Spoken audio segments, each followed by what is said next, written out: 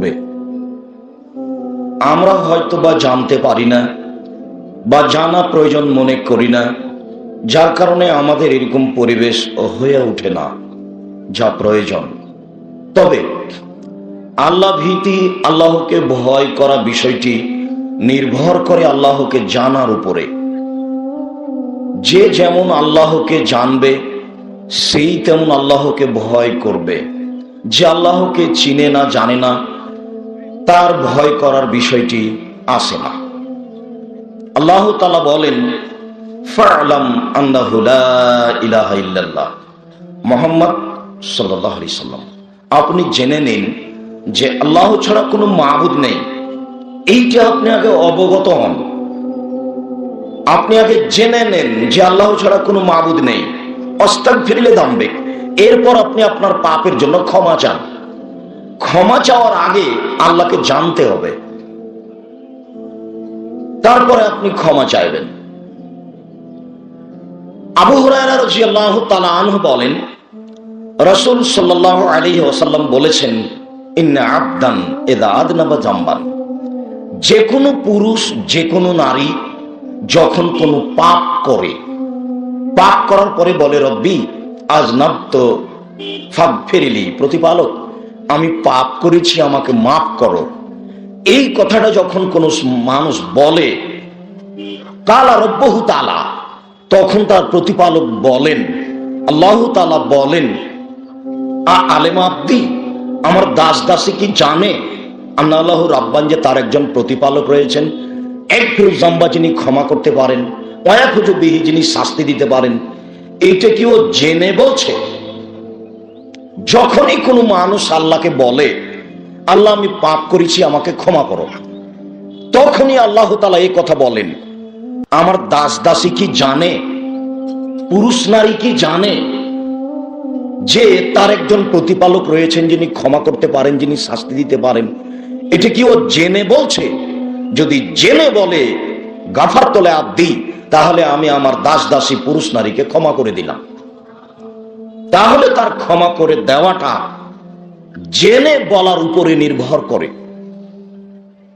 সুম্মা মাকাসা মাশাআল্লাহ, তারপরও থেকে যায়, দিন যায় রাত্রি যায়, দিন যায় রাত্রি যায়, দিন যায় রাত্রি যায়, ফাজনাবা যামবান, আবার কোনদিন পাপ করে বসলো।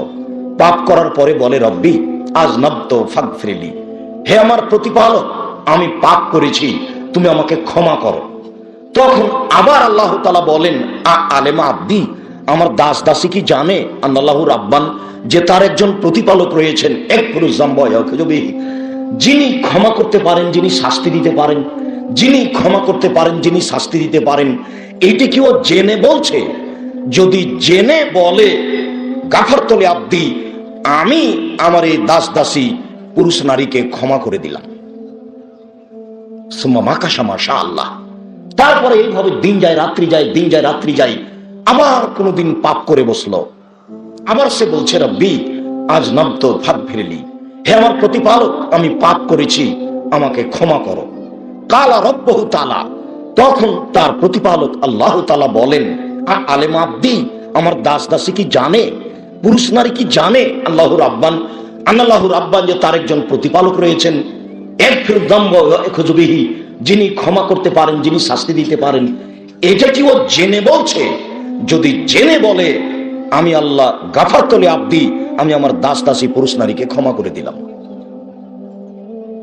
আমি তাকে ক্ষমা করতে থাকবো যতদিন, যতবারও জেনে আমাকে বলবে যে আমি ক্ষমা করতে পারি, জেনে আমাকে বলবে যে আমি শাস্তি দিতে পারি। এই দুইটা জেনে যদি আমাকে বলে, তার এরকম যতবার ঘটবে, আমি আল্লাহ ক্ষমা করে দেব। আমি প্রতীক্ষমান রয়েছি, সে ক্ষমা চায় না কেন। আল্লাহ তাআলা বলছেন, ইবনে আদম, এ আদমের ছেলে মেয়ে শোনো, ইন্নাকুম তুখতিউনা লাইলা ওয়া নাহারান, তোমরা তো দিন রাত পাপ করো।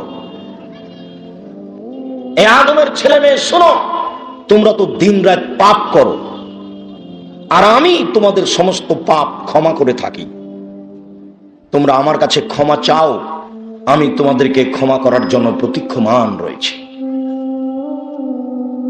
মানুষ তো তার প্রতিপালককে চিনে, কিছু বলা প্রয়োজন মনে করে না। আনাস রাদিয়াল্লাহু তাআলা আনহু বলেন, রাসূল সাল্লাল্লাহু আলাইহি ওয়াসাল্লাম বলেছেন, আল্লাহ তাআলা বলেন, ইয়া ইবনে আদম মা দাউতানি ওয়া রাজাউতানি ওয়া লা উবালি, এ আদমের ছেলে মেয়ে শোনো, তুমি যেইভাবে আমাকে ডেকে থাকো আমি সেইভাবেই থাকি, যেভাবে তুমি আশা পোষণ করো সেভাবে আমি পূর্ণ করে থাকি।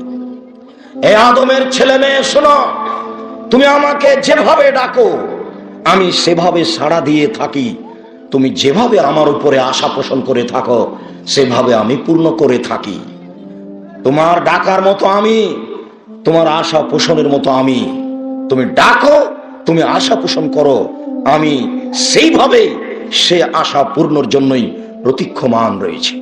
ইবনে আদম লাউ বালাগাত যুনুবাকা আনার সময়ে, এ আদমের ছেলে মেয়ে শোনো, তোমাদের পাপ বেশি হতে হতে যদি আকাশে লেগে যায়, ফাস্তাগফিরতানি, এরপরে যদি আমার কাছে ক্ষমা চাও, গাফারতু লাকা, আমি তোমাকে ক্ষমা করে দেব, ওয়ালা উবালি, আমি পরোয়া করি না তুমি কত বড় পাপী, আমি পরোয়া করি না তুমি কত বড় পাপী, আমি পরোয়া করি না তুমি কত বড় পাপী।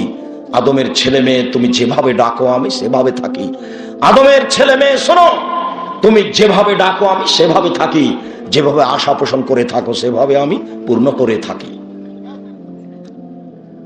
আনাস রাদিয়াল্লাহু তাআলা আনহু বলেন, রাসূল সাল্লাল্লাহু আলাইহি ওয়াসাল্লাম বলেছেন,